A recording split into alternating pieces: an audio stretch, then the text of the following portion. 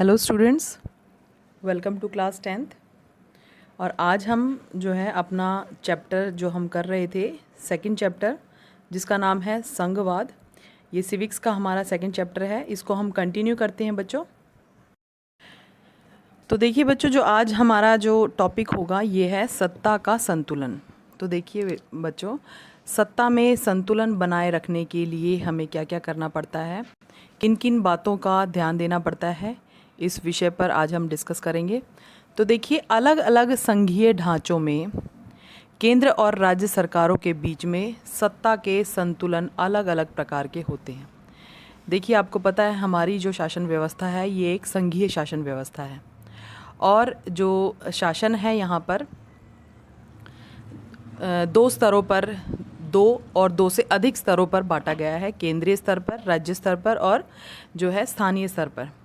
तो देखिए, इसमें क्या होता है कि सरकारों के बीच में जो सत्ता का संतुलन बनाने का जो ढंग होता है वो अलग अलग प्रकार का होता है। यह संतुलन उस ऐतिहासिक परिप्रेक्ष्य पर निर्भर करता है, यानी ऐतिहासिक परिप्रेक्ष्य यानी कि देखिए जो संविधान का निर्माण किया गया, यानी कि एक जो हमारे इतिहास में जो अगर आप हमें देखेंगे, जब जब हमारा देश आज़ाद हुआ था तो उस समय जब हमारे संविधान का जब निर्माण हुआ था, और उस समय जो भी चीज़ें जो फिक्स की गई थी, जो भी चीज़ें निर्धारित किए गए थे, अधिकार थे, जो सीमाएं थी जो निर्धारित की गई थी, उनके ऊपर आधारित होता है। जिस प्रकार उस संघ का निर्माण हुआ था उस समय, देखिए जब हमारा देश आज़ाद हुआ था, आज़ादी के समय जो हमारा देश था छोटे छोटे जो है राज्यों में बटा हुआ था। बहुत सारे जो है छोटे छोटे नवाब थे, राजा थे। तो उस समय जो है उसको एक करना बड़ा मुश्किल था, बहुत ही कठिन कार्य था। और जब पूरे देश को एक सूत्र में बांधा गया तो उस समय जो है संघीय शासन व्यवस्था लागू की गई थी। तो उस समय जो नियम कानून बनाए गए थे उनको जो है पालन करना पड़ता है।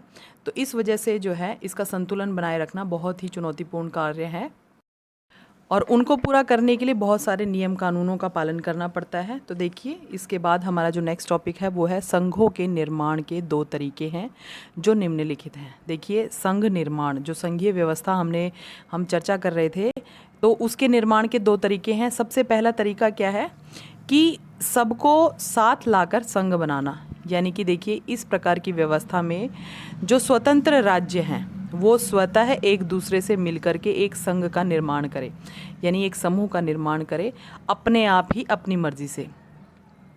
ऐसा इसीलिए किया जाता है कि वैसे राज्य अपनी स्वायत्ता बनाए रखने के साथ साथ जो है अपनी सुरक्षा को जो है सुरक्षा बढ़ा सकें। क्योंकि देखिए मतलब अपनी स्वतंत्रता, अपनी जो स्वायत्ता है उनकी, उसको तो मेंटेन रखते ही हैं, साथ ही साथ वो अपनी सुरक्षा के विषय में भी सोचते हैं।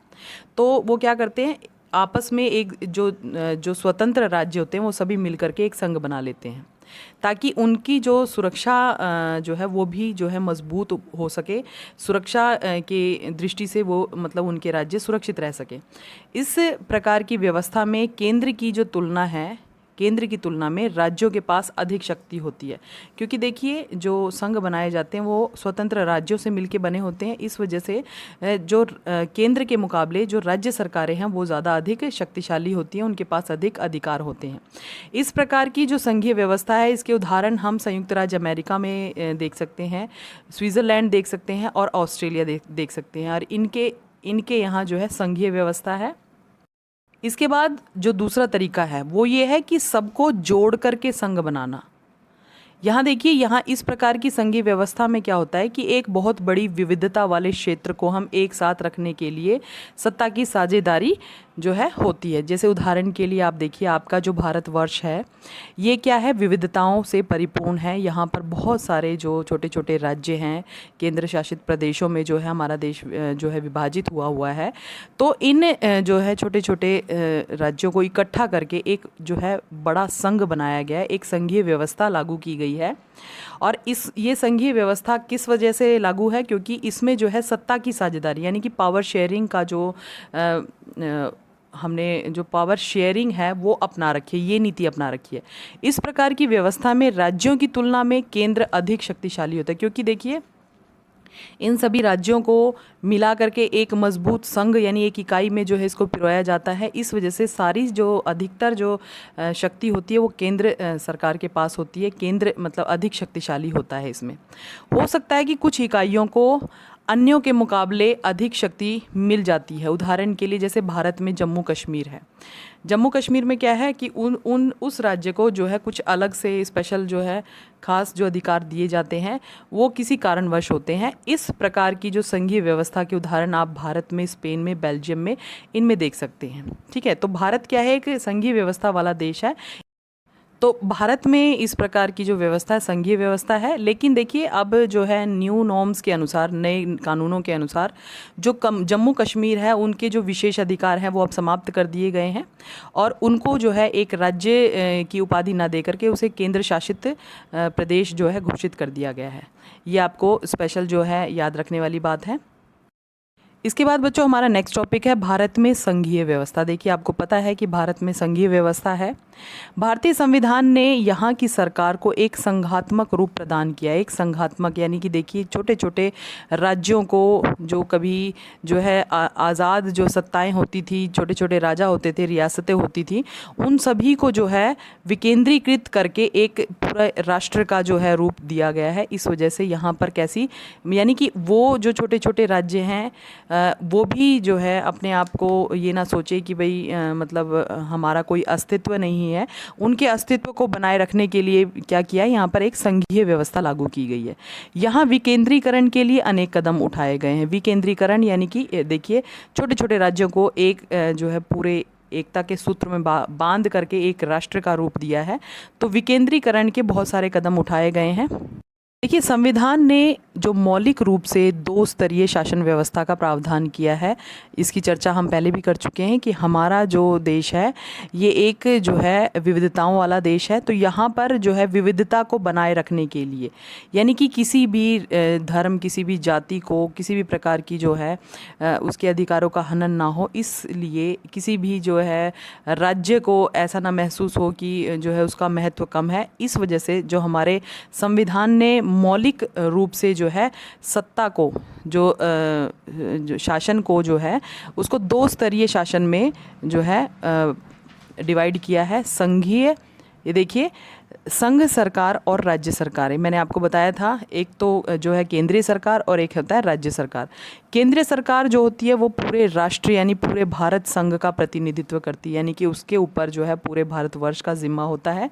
वो सारे देश की देखरेख करती है, किस तरह से जो कौन से नियम कानून बनाए जाएंगे, किस तरह से जो है देश का विकास होगा, प्रत्येक नागरिक का विकास होगा, ये जिम्मेदारी जो है केंद्र सरकार की होती है।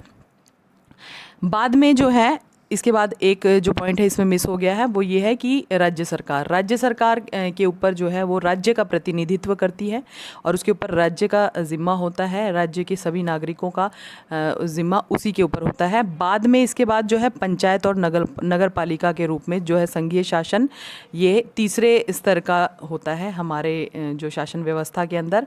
इसमें जो है गाँवों की जो देखरेख है इन पंचायतों के अधीन होती है और जो शहरों की नगर पालिका के अंडर आती हैं। तो इनका जिम्मा जो है इनका विकास करना होता है, गांव का और शहरों का। देखिए बच्चों भारतीय जो संविधान है वो लिखित एवं कठोर है एवं राज्यों के मध्य शक्ति के विभाजन स्पष्ट रूप से लिखे हुए हैं। भारतीय संविधान हमारा जो है कठोरता से लागू किया गया है।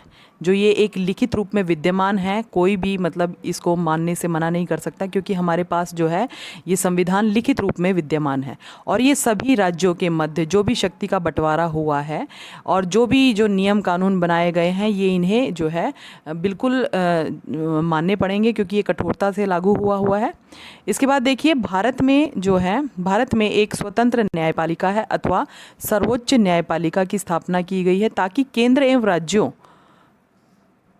केंद्र एवं राज्यों या जैसे दो या दो से अधिक राज्यों के बीच में उठने वाले विवादों को आपस में निपटा सके। मैंने आपको पहले भी बताया था कि जो हमारी जो न्यायपालिका यानी कि कोर्ट, न्यायपालिका से आप समझिए कोर्ट, यानी कि हमारी जो कोर्ट है वो क्या है, स्वतंत्र है और वो स्वतंत्र किसी भी सरकार के अधीन नहीं आती। उसकी शक्तियाँ जो हैं बिल्कुल सेपरेट हैं, बिल्कुल स्वतंत्र है वो, और उनका जो निर्णय है वो सर्वोपरि है। कोई भी जैसे किसी भी स्तर की सरकार है, चाहे वो केंद्रीय स्तर की सरकार है, चाहे वो राज्य स्तर की सरकारें हैं, और दो राज्यों के बीच का मतभेद है, चाहे किसी प्रकार का मतभेद है, और लास्ट डिसीज़न ये हमारी न्यायपालिका का होता है और इसका न्याय जो है सर्वोपरि माना जाता है, और ये जो है विवादों को निपटाने का अधिकार केवल इसी के पास ही होता है।